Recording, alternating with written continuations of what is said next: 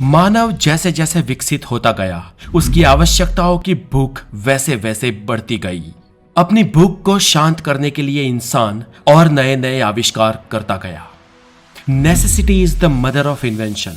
जरूरत ही आविष्कारों की जननी है। इस स्लोगन का अनुसरण करते हुए इंसान ने आज एरोप्लेन से लेकर bullet train, space shuttle, submarine, nuclear weapons और कई सारे हथियारों की भी खोज की है। और इसी आविष्कारों के कारण आज हमारा जीवन बहुत सरल बन चुका है। दोस्तों, किसी भी चीज का आविष्कार करना आसान काम नहीं होता। इसमें सालों लग जाते हैं और वैज्ञानिकों की बड़ी लंबी तपस्या हो जाती है और तब जाकर किसी चीज का इन्वेंशन होता है। दोस्तों, आज हम आपको कुछ ऐसे ही आविष्कारक और उनके आविष्कारों के बारे में बताने जा रहे हैं जिनके आविष्कार तो बहुत ही उपयोगी साबित हुए, लेकिन अफसोस इस बात का कि उनके अपने ही आविष्कार उनकी मौत की वजह बन गए। तो चलिए आज बात करते हैं कुछ ऐसे ही वैज्ञानिकों की। आज आप है द नॉलेज के साथ और हिस्ट्री, विज्ञान और स्पेस साइंस से रिलेटेड हेल्दी नॉलेज के लिए द नॉलेज को जरूर सब्सक्राइब करें। दोस्तों, साल 1927 में बेल्जियम के ब्रिसल्स शहर में एक कॉन्फ्रेंस होती है। इसे सॉल्वे कॉन्फ्रेंस कहा जाता है और इस कॉन्फ्रेंस में पूरी दुनिया में से सबसे महान 29 वैज्ञानिकों को शामिल किया गया था।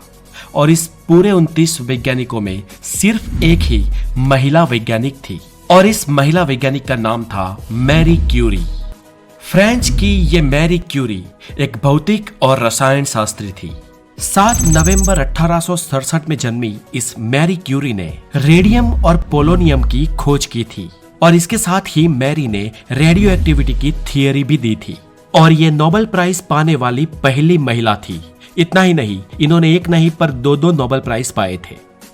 दोस्तों, मैरी की इस खोज यानी कि रेडियम के बारे में तो हम सब जानते हैं। जो जेन्युइन रेडियम होता है वो अंधेरे में चमकता है और मैरी की यही खोज उनकी मृत्यु का कारण बनी।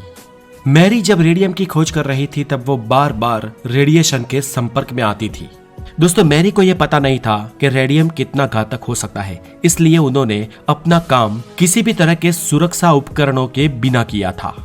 मैरी रेडियो एक्टिव आइसोटोप वाली टेस्ट ट्यूब्स खुद की जेब में और डेस्क पर रखती थी और जिसकी असर बार बार लगातार उनके शरीर पर होती रही। रेडियम उनके लिए प्राणघातक साबित हुआ और वो एप्लास्टिक एनीमिया का भोग बनी और जिसकी वजह से 4 जुलाई 1934 में मैरी का अवसान हुआ।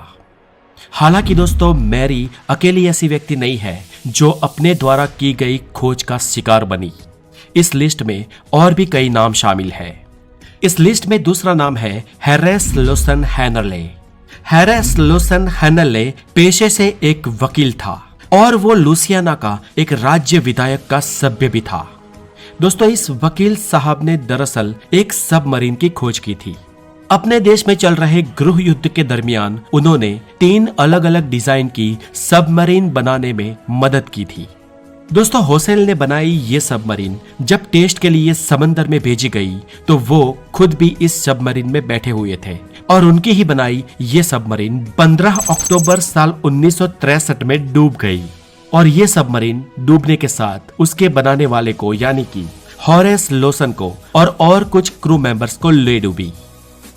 दोस्तों, हमारी श्रेणी में अगला नाम है हेनरी स्मोलिंस्की का।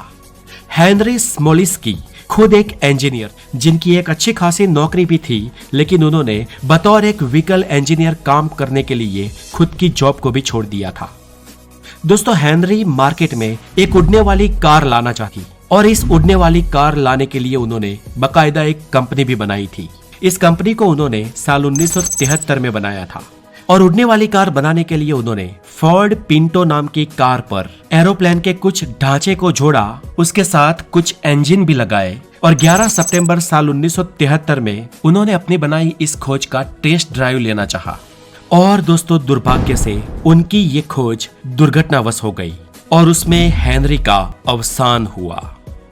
हमारी लिस्ट में अगला नाम है फ्रांस रेजेल्ट का।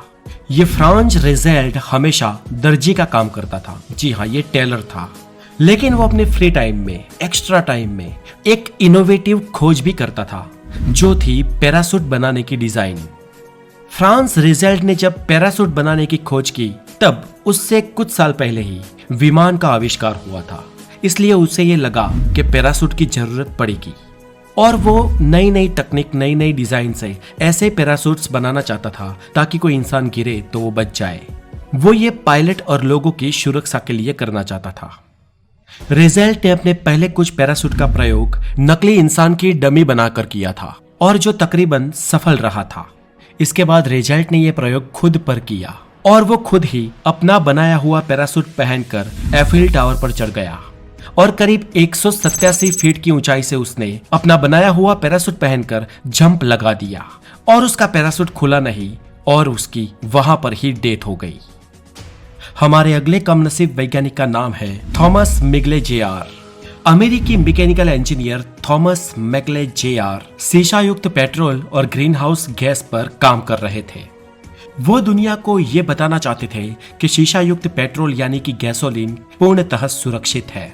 इसके लिए उन्होंने खुलेआम प्रेस कॉन्फ्रेंस में अपने हाथों पर पेट्रोल छिड़क कर करीब 60 सेकंड तक उसे शीशी से सूंघा।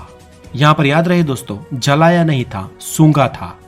और लोगों का ऐसा मानना है कि उनकी मौत इस शीशा युक्त गैसोलीन के कारण ही हुई थी। लेकिन दोस्तों, उनकी मौत इस वजह से नहीं हुई थी। उनकी मौत दरअसल उनकी बनाई हुई एक सिस्टम से हुई थी जो उन्होंने अपने पोलियो युक्त शरीर को सीधा रखने के लिए बनाया था।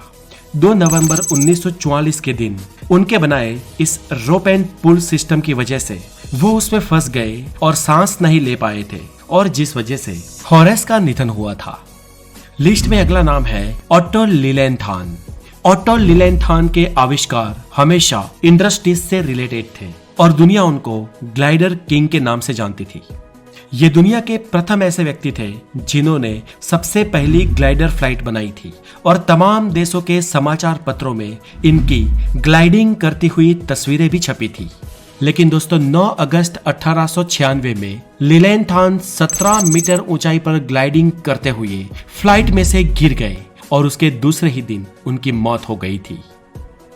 दोस्तों हमारे अगले वैज्ञानिक है वैलेरियन आबास्कोवास्की।